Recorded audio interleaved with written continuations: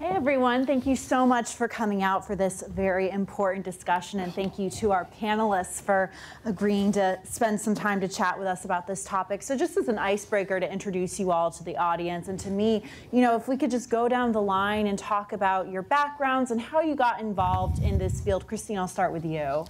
Sure. I began my career in Philadelphia working with a nonprofit management consulting agency that worked a lot with a range of health and human services organizations, homeless service providers, mental health treatment programs, primary care, and community-based settings. And one of the things that really struck me through doing that work was just how significant the challenges of addiction were in so many of these settings. And it really drove me to want to focus more on trying to address some of those challenges. And I decided to do that through research. And so went on to get my PhD at the University of Chicago, focusing on addiction with a special focus on opioid use disorder treatment and understanding how we can use financing, particularly through some of our public insurance programs like Medicaid, to really improve access to those services. Absolutely. Anika? So I'm an internal medicine trained addiction medicine specialist. So I actually did a primary care residency. Thought I was going to be a primary care physician, but I had an interest in violence against women. And one of my attending physicians introduced me to a researcher who was doing research in the OBGYN clinics. She was doing addiction-related research, and she allowed me to add a violence measure to her survey battery. And it was in analyzing that data that I saw the link between violence against women and addiction, and that's actually how I got interested in addiction. Absolutely. Monique? Well, I come from a family of people who use drugs, people who have engaged in sex work for a living, and I began this work actually in a small syringe service program in Western Massachusetts, and eventually began managing one and moved into this role about 3 years ago. But harm reduction actually gave me language and a way of life to actually deal with some of the traumas that I had experienced and many people in my family had experienced as a result of substance use. Absolutely, and Walter wraps up. Okay.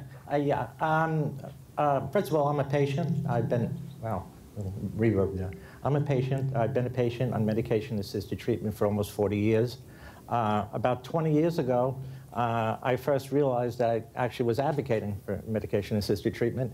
And one day I was interviewing the head of the provider organization, and what he said to me was, I asked him, I said, how come the programs do such a terrible job of educating patients about addiction being a brain disorder and not just bad behavior? And he said to me, Walter, suppose when you were in my program, I told you that you had a chronic disease and you might be on this medication the rest of your life, what would you have said? And that was my aha moment. If you're really lucky in life, you have an aha moment. Because I realized that what I would have said was, you bloodsuckers are just trying to squeeze the last dollar out of me. And on that, I realized for the first time that there's some things that a patient can say to another patient better than anybody else. And from that moment on, I dedicated myself to talking to other patients and teaching them about addiction, and that it wasn't just bad behavior.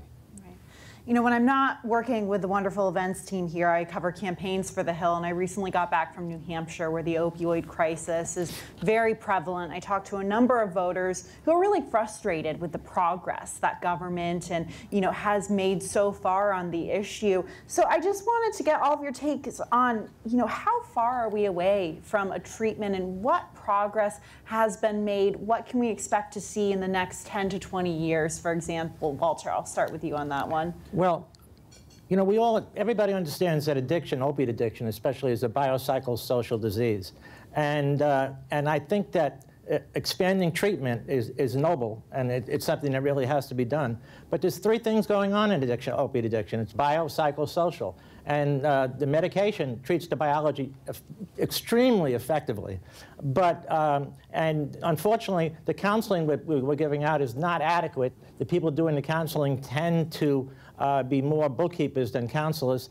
And finally, we're not really giving people the social support they need. Until we accept the fact that we really have to do all three at the same time, we're not going to be treating addiction. But this is a good start. at least getting the medication out. Right, and Anika, if you could talk about the work being done in terms of next generation prescription painkillers, there's hopes that they will be less addictive and in turn you will have yet less opioid use disease. How far are we away from those kinds of treatments? Yeah, so I'm not a pain medicine specialist, so I'm not as abreast in terms of the development of medications for managing pain.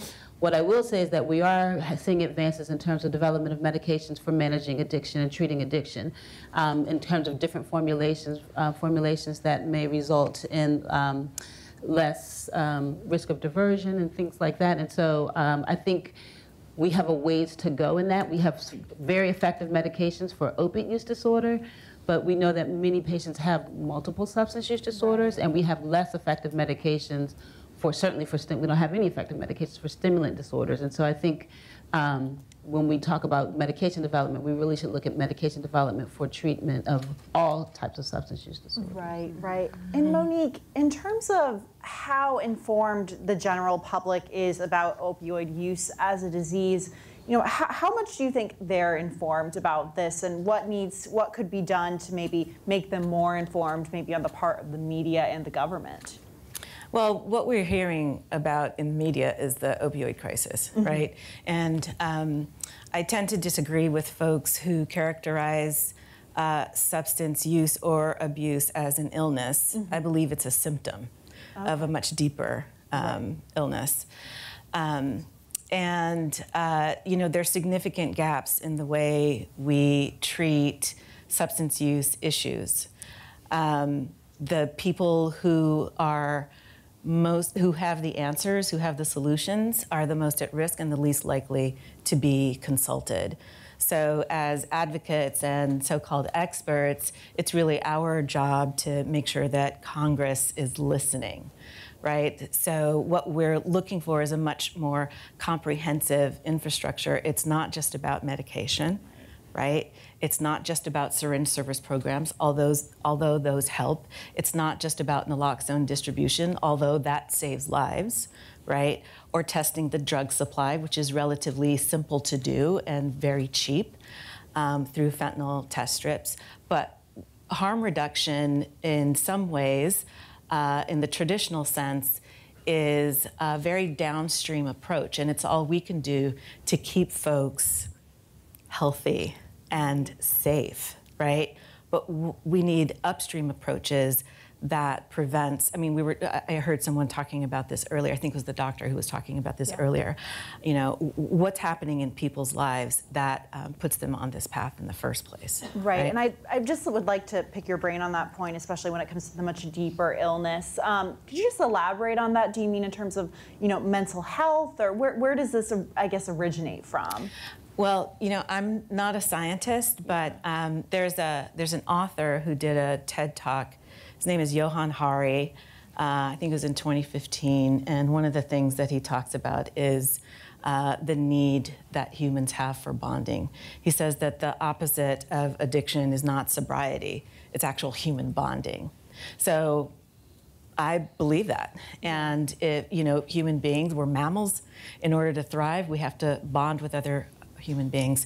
And if we don't have positive, healthy relationships with other human beings, then we'll bond with something that gives us anything, that gives us a little bit of joy, right? A sense of relief, no matter what the long-term outcomes may be. Right. Christina, I'd like to get your take on the role of Medicaid and Medicare in all of this. How have they been involved in, I guess, trying to combat this crisis or alleviate it and, help with victims of this? Right, absolutely. Medicaid is playing a really essential role in addressing the opioid epidemic in the United States. About 40% of all of the funding for addiction treatment in the United States now comes from Medicaid. 40% of people with opioid use disorder are covered under Medicaid. And so that, I think, is a really important thing for folks to understand, and how important that program is in being able to facilitate access to care. At the same time, insurance coverage doesn't necessarily equate with access to treatment. Right now, we have about 40% of our specialty treatment programs that offer medication for opioid use disorder. This is the evidence-based standard of care. Other things also need to come alongside medication. It is necessary but not sufficient.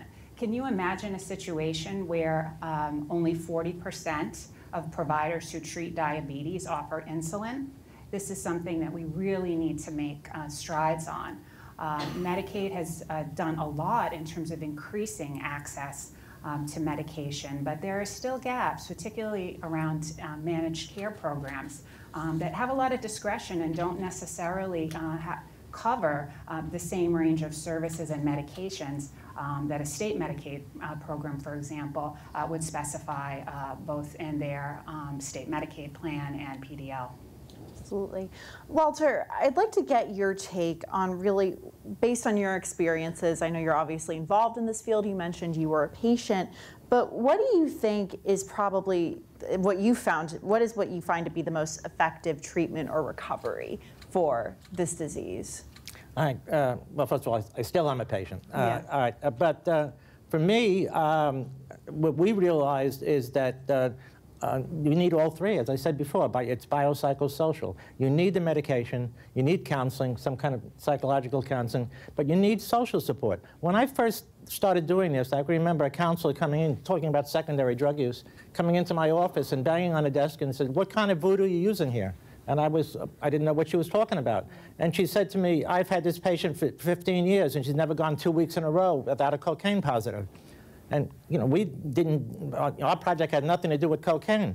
And so I didn't understand what they were talking about. And then I looked into it, and I realized what was going on. This person had never considered themselves as a candidate for recovery. To them, methadone, which they were on, was just another drug, a substitute. So what happened was they didn't feel they were in recovery. They just felt they were taking the man's drug, you know, the man's heroin. Once we introduced recovery and put recovery on the table, then suddenly she wanted recovery. And she wasn't addicted to cocaine, she just, you know, used it. It didn't matter to her because she was still using methadone, which she considered a drug also. Once we took that off and made methadone into a medication, she really wanted recovery, and she stopped using cocaine. And that was the first time we discovered the result that peer services were having, not just on opioid addiction, but on addiction in general. Right. So, you know, we think that, you know, peer services in conjunction with all the other supports are what's necessary for people to find sustained recovery. Right. I'd like to put this question to all of you. You know, what do you all think are some of the most critical challenges and barriers experienced by individuals seeking treatment in long-term recovery? You know, if any of you have a particular take on this. I mean, so I think there are a number of barriers. I think one, we don't have the workforce that we need. Yeah. So we need legislation that will support increasing the opioid workforce, or the Opioid Workforce Act.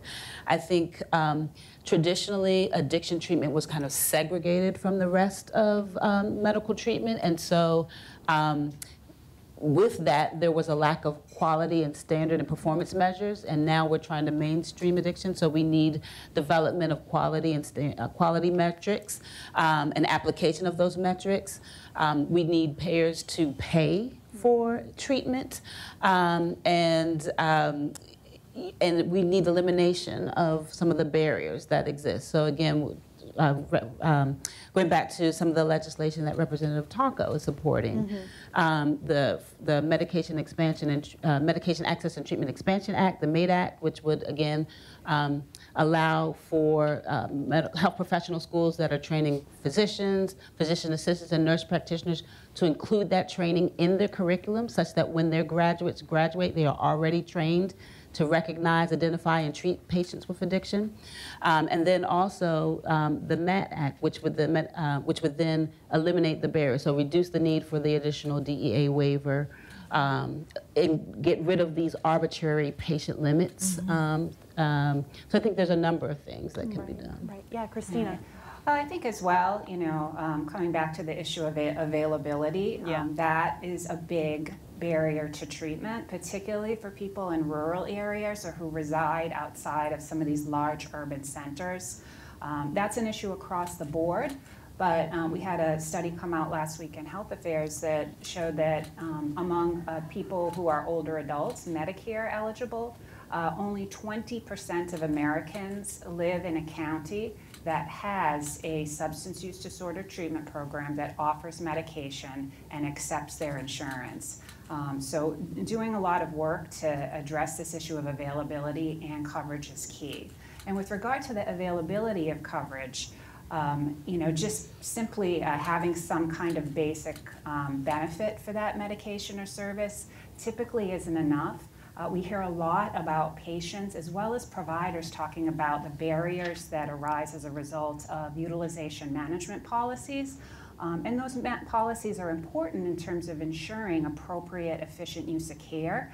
But at the same time, I think we need to think carefully about how these prior authorizations, annual maximums, quantity limits, co-payments may inadvertently cut people off from care that's working or deny them the opportunity to get that medication to begin with, particularly when you have somebody walk in, they want to start treatment, and a provider has to say, we'd like to start you, but we've got to wait 48 hours or whatever amount of time in order to get this prior auth paperwork through. That person may walk out the door and never come back. Right. Monique, I see you nodding your head to that. Emphatically. Yeah.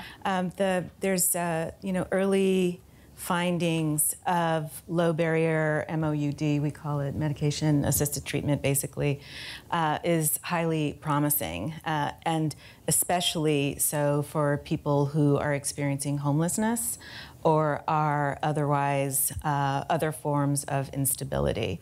So the efforts that we're making, right, to expand MOUD across the healthcare system, we should also have a parallel process that includes expansion into syringe service programs. There's about 9 states right now that either are providing or preparing to provide buprenorphine on site to people who are most at risk for overdose.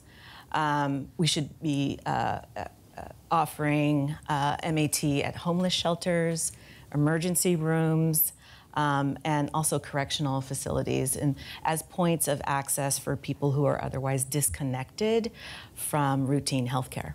Absolutely. And I just would like the audience to know we're going to have a brief question and answer period coming up in about 2 or 3 minutes, so think of those questions if you have them. But my final question to you all is, you all work in different parts of the country, and I just want to get your take on how your respective states and cities are trying to improve access to treatment at the local level. Walter, I'll start with you. Well, I'm in the Bronx, in New York. If you would ask me this question a few years ago, I would have said terrible. But right now, we've really come a long way in New York. They're expanding medication-assisted treatment up in what we call the Western Tier, areas that are rural, that, we think of New York, we think of many, many treatment programs, but most of them are congregated around the New York City area. Yeah. Now we're starting to add programs in the Western Tier, new places are opening up. Medicaid is starting to reimburse for peer services. And so I think that there's a big change in the attitude towards even though New York had always been a very pro-medication place, it still was limited. And I think that the state agency has expanded, and they're doing a really good job at it, and I'd like to kind of congratulate them for that. Fantastic. Monique.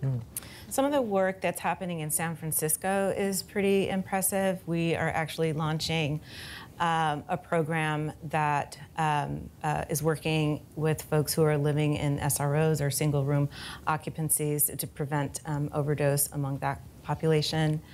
But I have a mostly national perspective, and I cannot emphasize enough how important it is that the CARE Act is passed, the legislation that the late Representative Elijah Cummings and Senator Warren introduced. We're talking about $100 billion over 10 years, right? And that is the kind of money that we need if we're really going to move the needle. Definitely. Anika.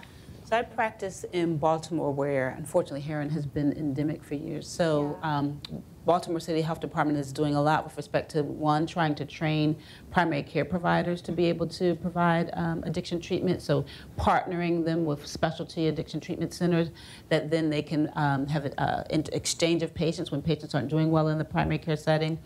recognizing that not only community providers have a responsibility, but also hospitals. So they have established a level of care system for the hospitals where hospitals get ranked based upon their response to the opioid epidemic, including whether they are initiating medications in the emergency department or during acute care admissions and then linking people to care. Certainly expansion of Medicaid expansion and expansion of treatment availability.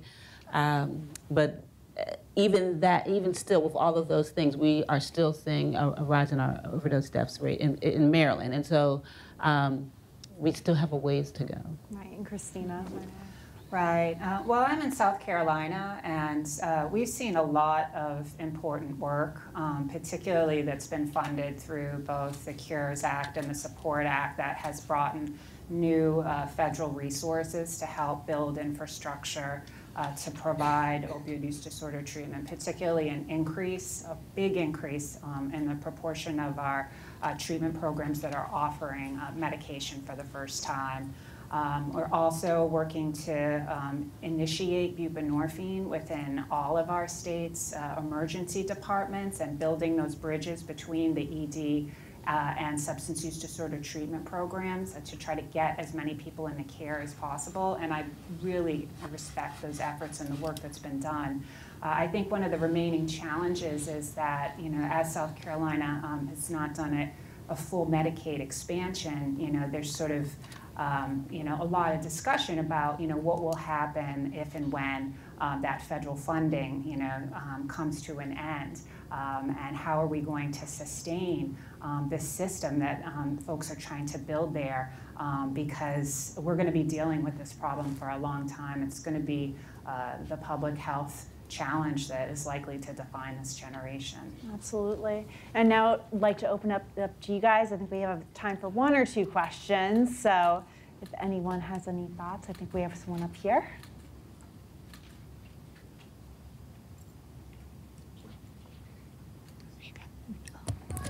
Thank you. Thanks for this panel. My name is Li Yang. I've always considered the patients or the social environment. A lot of time, the patients are mislabeled. Actually, the patients, they need a better living conditions. And they see the social problem, but they don't fix the problem. Instead, they bring the patient to the mental hospital or give them some drug that's not supposed to be.